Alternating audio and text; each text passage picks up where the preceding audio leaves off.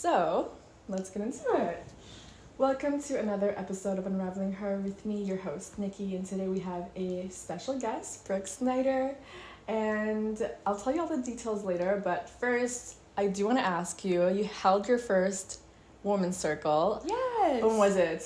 2 days ago? Yeah, it Yes. was. So tell me about that. I wanted to attend, but I was with family, so I want to know all the details. Oh my gosh, yes. I was so sad that you couldn't be there, but I'm excited for May for you to come. Yes. But I held my first women's circle in this community, and my intention was really to bring women together because I've lived here for like a year, and especially in this space, in this building, like I don't know anybody. No, same. Yeah, besides being like, hi, and then, people put their head down. So I wanted it to be a space where women could connect and meet each other and have it be more than like, hey, how are you? Like, how's the weather outside? Right, type small of stuff. talk. Uh-huh. Yeah, the small talk. And so there were 13 women that came. We did like mocktails. I led them through meditation, journaling. We had beautiful discussions.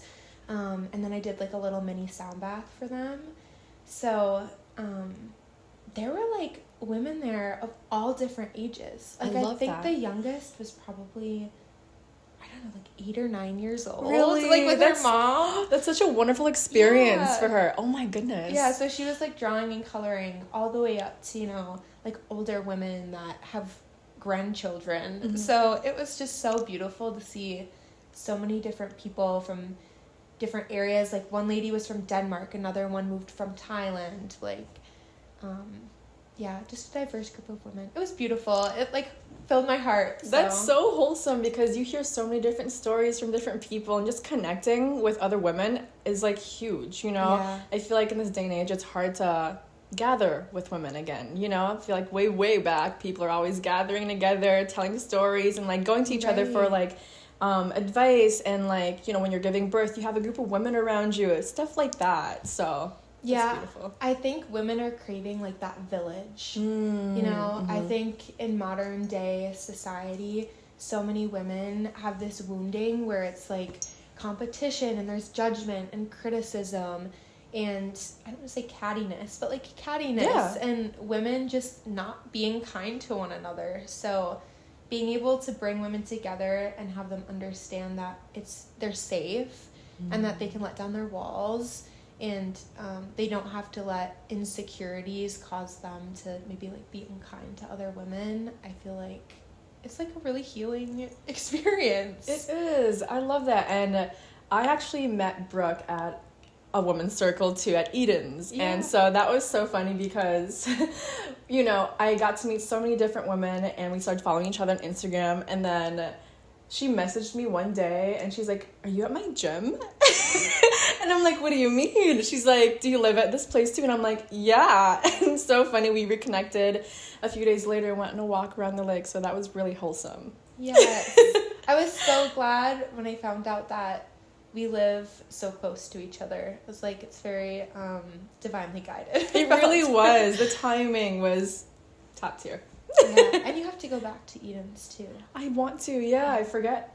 Is it it's once a month, right? New moon. New moon. Mm-hmm. Okay. Yeah.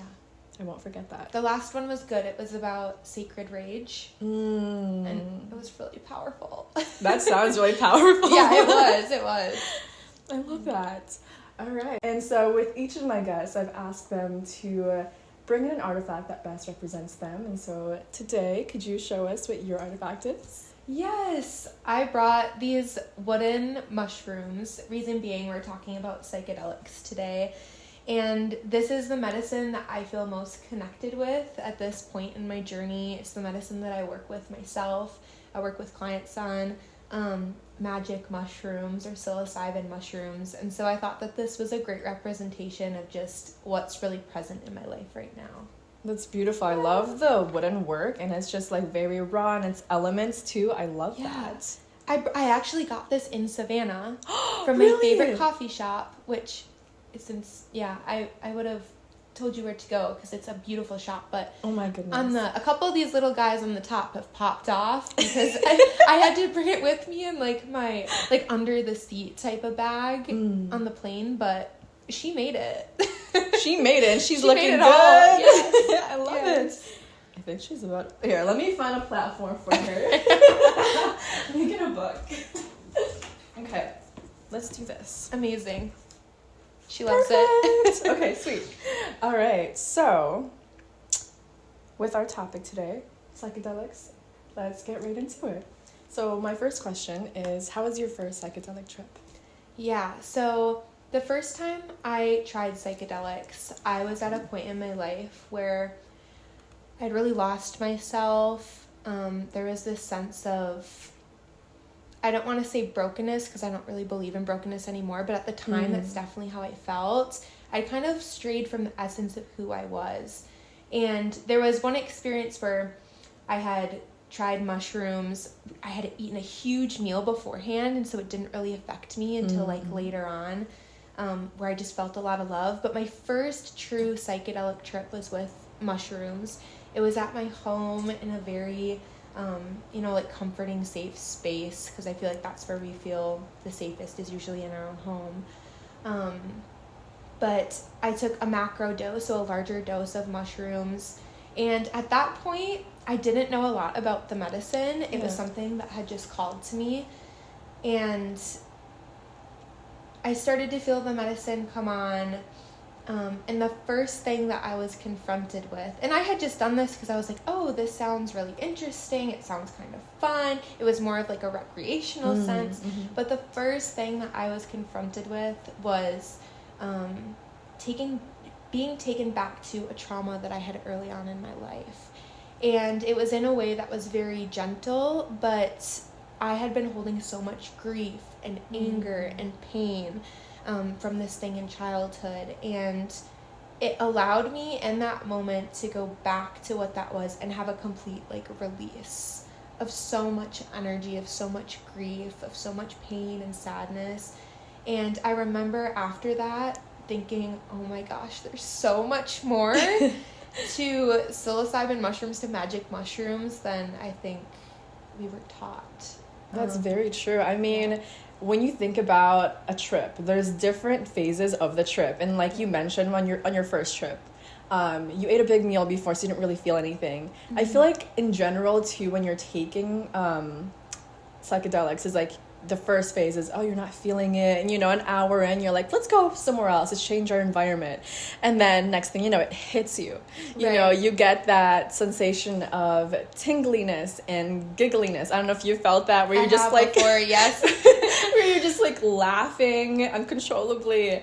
And then later on, you have this like you go through this transition where you have, I don't know, personally I felt this spiritual shift where a lot of things resurface, like you mentioned. A lot of fear and anxiety resurfaced for me. And so that's something that I had to tackle on. And you go through so much emotion, and then you go through so much crying. And then that's beautiful too, because it's a great way to release a lot of unintentional tensions that you're holding within you. And then later on, you have this profound experience where you're just reflecting back and trying to see what you've gained from it, and a sense of clarity, you know? Yeah, I like that you talk about how the emotions come up, because for today's purpose of talking like about psychedelics with mushrooms, when you're using them for healing and you're being intentional about it, those are the things that you're working through. Those are the things that are coming up. And it takes a lot of courage. It does. To face those and to work through them and to feel, because we numb so much today. So I love that. No, I really want to tap into that when you say that today a lot of people are numb to their emotions, or they're trying to avoid their emotions by distracting themselves with different things.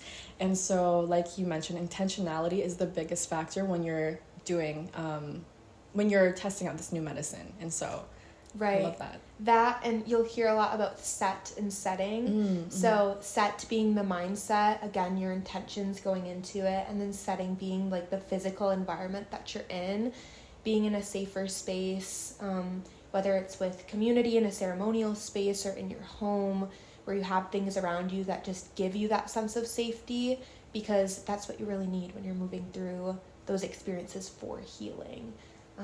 I know people have probably seen like the videos and things in the past of like in the 70s and the 60s and 70s where psychedelics, you know, everybody was eating mushrooms and just kind of like raving and whatnot. But it's really important that if you're working with them for healing, that you create an intentional container for that. Absolutely. Your environment really affects your experience. Right. It's very, very true. Yeah, it is. Yeah, and going back to, you said the 70s, it can be today too. What do you think are some common misconceptions people have about psychedelics? I think there are many people that hold a lot of fear around psychedelics because of all of the propaganda that was kind of put out when the war on drugs started, when all of the drugs were criminalized and moved to Schedule 1. So I think people think that they're these like crazy party drugs that, you lose your mind or you do really irresponsible things, when in reality, that's not what it is. Anyone who's worked with this medicine knows that that's not the truth. So that's one misconception. Another one would be that they're addictive. That's huge. When it comes to mushrooms, I almost say that they're like anti-addictive, because if you can think about, let's say you do a really big psychedelic trip with mushrooms. You do your journey. It's kind of like running a marathon. Right. Like you might run a marathon and be like, wow, I feel so accomplished. That was a lot of work. But you're not going to turn around and be like, I'm going to run a marathon tomorrow too. Like you might do it once a year. You might do it once in your lifetime. It really depends on what you're called to. So it's not something that people get addicted to. You build up a tolerance, but... That's absolutely true, because when you're going through that experience, it does feel like a marathon. You're going through so much emotions, and once you're finished, you have this sense of release, the sense of relief that you just uncovered within yourself, because there's so much heaviness that you carry, and when you're taking this medicine, it feels like you feel a lot lighter. Yeah, I resonate with that a lot. That's been my experience too, as moving through the journey of, you take the medicine, you have the onset, you have the peak, and then the come down of it, where now it's, like you've done the work, it's time to rest. Yes, no, I love that. Yeah. The come down, I think, is a great way to reflect and release.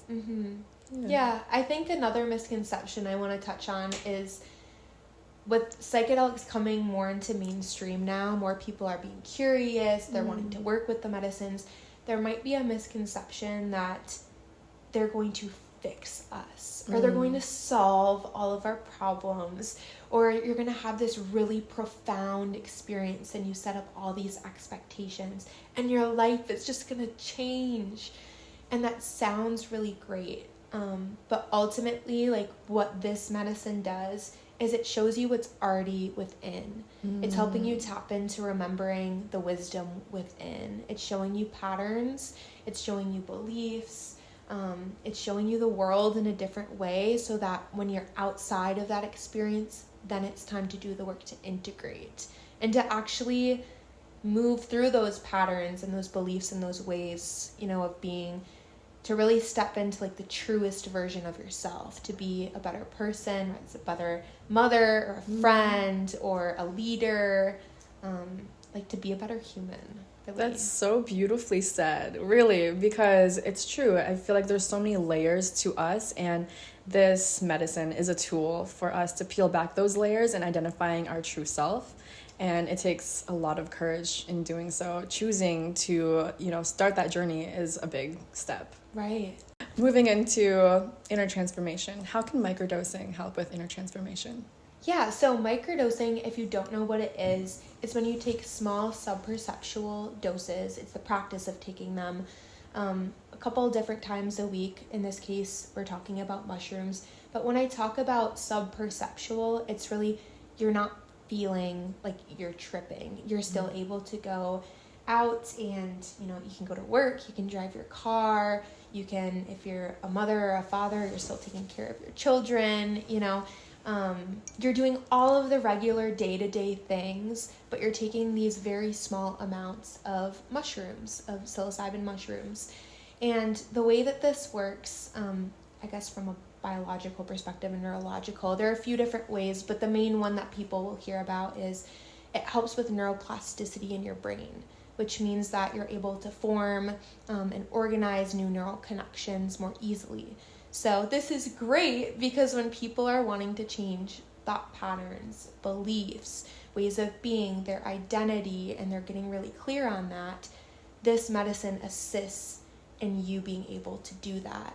And it does it in a very, very subtle and like gradual way. So you typically go through a protocol, of a certain dosage, a certain amount of weeks, and then you have an intention for that period for what you really want to work through. And that's, I feel like a lot of people don't realize, is that microdosing is safe. And they think that, oh, you can't be driving, you can't be going to work and do normal day-to-day tasks, when in reality, it's really about setting intentions of, like you said, where you want to be and taking the steps to get there. Yeah.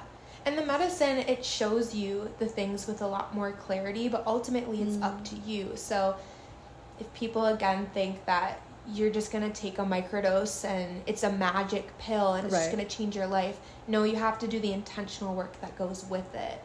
Once you have that opened up awareness, some other things that people experience when they're microdosing is like more connection to nature, to other people, more focus, maybe a little bit more like pep in their step and energy.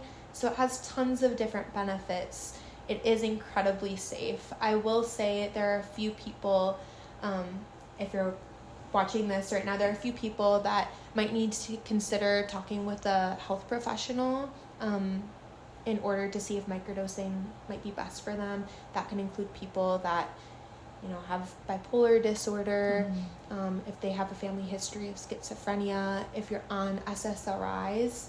SSRIs and psilocybin work on the same receptor in the brain, so it's important to talk, with your provider before starting if you have any of those contraindications. I think that's a huge thing. It's a really huge factor, is talking to your healthcare provider first and seeing if this is okay for you, because looking at your health history is a big factor. Yeah. Absolutely. Yeah, for and sure. So that moves into my next question with inner transformation as well, is what does it take for you, for people to do the work? It takes commitment to yourself.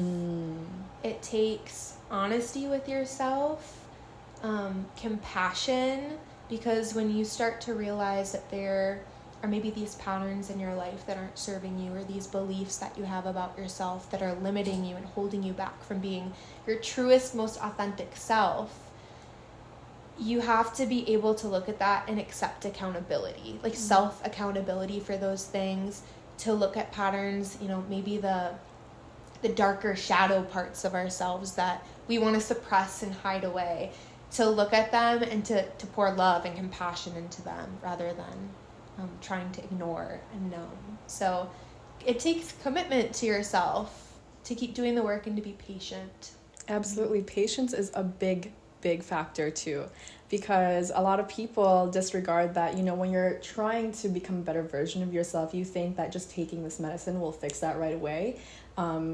Like they say, Rome wasn't built in one day. And so it takes a lot of dedication and patience to yourself. And I love how you highlight that. Yeah. Truly. And that's it's called integration. So really the biggest work that you're doing is the work you're doing outside of the medicine, whether it's you're doing a macrodose or a microdose. It's the integration afterwards. It's coming back and taking all those parts back into wholeness. So that's the most important part. I like that. I like how you incorporate wholeness into your practice, because it really is. When you're working with this medicine, I've realized that you are connected to everything and you're attached to nothing. Or do you know what I mean? Yes, I know what you mean. You're connected to everything. And so that really just widened my perspective in life and really made me appreciate the things around me in nature's elements. Yeah. So I love that. It does give you a sense of connection to everything, to people, to nature, to the world at large. And it helps you foster more empathy, more understanding for people, less judgment. You're able to see the similarities and the beauty in every single person and thing, like reflected back. Exactly. And I think that, everyone you meet is it's a fraction, it's a reflection of you as well in them. And so I love that. More about you. What does a conscious transformational coach do? Yeah, so I work primarily with women, guiding them through transformation, through meaningful change. Sometimes it's with the work of medicine, sometimes it's not, depending on what their goals are, what they want to do. But I work a lot with women on habits that they want to change, on a lot of mindset work, a lot of identity shifting, moving through limiting beliefs, like identifying those and thinking, okay, how can we actually move through this for meaningful change so that you can be the truest, most authentic, vibrant version of yourself that you want to be. So the things that you feel are just tying you down, you're free of them. They don't need to tie you down anymore. That's wonderful. I feel like everybody needs a guide like you in life in general, because life is tough and they need these tools to kind of gain some clarity of, who they are. Yeah, absolutely. They're beautiful tools. As we keep I know, I just can't stop looking at it. Yeah, and that's what they are. They're tools. They're tools to help you with your inner transformation and ultimately become the person that you were meant to be in this lifetime. That's wonderful. And then also, I do want to know, what is your philosophy?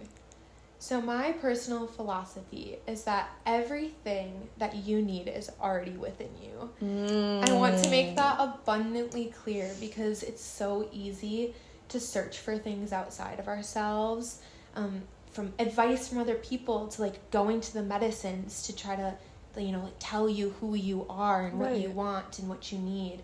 But it is within you, and conditioning has just caused it to be covered up, to be suppressed. And when you make the commitment to yourself to sit down and really connect with your inner being, your inner landscape, that is where you will always find the wisdom. The answers are always within you. These are great tools to help you uncover, to help you kind of break through those barriers and that, that crust and that programming. But ultimately, you are whole, you're not broken ever, and everything you need is already within you. That is like a breath of fresh air, just listening to that, because it's very true. It's just like skincare, people are always trying to use different products to enhance their skin or get rid of their stuff. But really, it's what's in your gut. It's what's within you that you need to manage. And it's about, managing where you're at and just looking deeper within, peeling those layers of self-doubt, peeling those layers of anxiety, and just dealing with it, feeling it. Yeah, and that's what I bring into the work that I do. When I sit down with a woman or, with a client, it's not me giving them advice or me telling them what to do. It's me guiding them through finding their own inner wisdom, tapping into their own truth, and what that looks like for them. So being a really clear mirror for them to have things reflected back to them. Yeah. I think that's really huge. Just being a mirror, reflecting what they're saying, and because that's a big thing in therapy. Is just the therapist really reflecting back of what you're saying, questioning your clients and things like that. It's huge because a lot of people just are pondering and dwelling too much of where they're at in life, and I don't know where I'm going with this, but it's important to have a guide that can kind of reflect back on where you are and how far you've came. Yeah, therapy is so amazing, and especially highlighting the differences between coaching and therapy. Therapy, it's usually you're working through a lot of the internal landscape, things related to the past. You're going back and looking at those things, whereas coaching is more forward thinking. It's here's where we are. We're getting really clear on where you want to be, and here are the steps on how we're going to get there. So I love the fine line of, therapy and coaching. That's huge. Yes. And then, so this moves us into the final portion of this interview, which is, where can people learn more about you? Where can they find you? Yes. On social media, my handle on all platforms is @it's Brooke Snyder, on Instagram, on TikTok. My website is www.theauthenticwell.co, and that's where you can learn more about me. You can see my offerings, but my social media is like the best place to go. In the link there, I also have a free microdosing guide. So if this sparked your interest and your curiosity, definitely go there. You can download it, and that should give you a really good, place on where to get started. And I also have a 10-week microdosing program for transformation. So you can learn more about that going to the link in my bio on Instagram too. I love her Instagram, you guys, because I'm like, when I doom scroll and I see a piece of her content, I'm just like, it's like a breath of fresh air. And I'm just like, okay, let me put my phone down. Let me get back to my life, because I love all your little reminders, I love that. Thank you. Heartfelt. And as someone who doom scrolls, I love seeing your content because it makes me want to work more on myself too. So, yeah. Thank you for that reflection. Of course. Thank you so much for being here. And this is literally probably my favorite topics to talk about because, inner self and working with this medicine is huge. And I want more people to recognize its properties and its benefits, because I feel like this needs to be legalized everywhere. All right. Perfect. Thank you again for joining me on another episode of Unraveling Her with my special guest, Brooke Snyder. And we will see you guys on another episode real soon. Bye.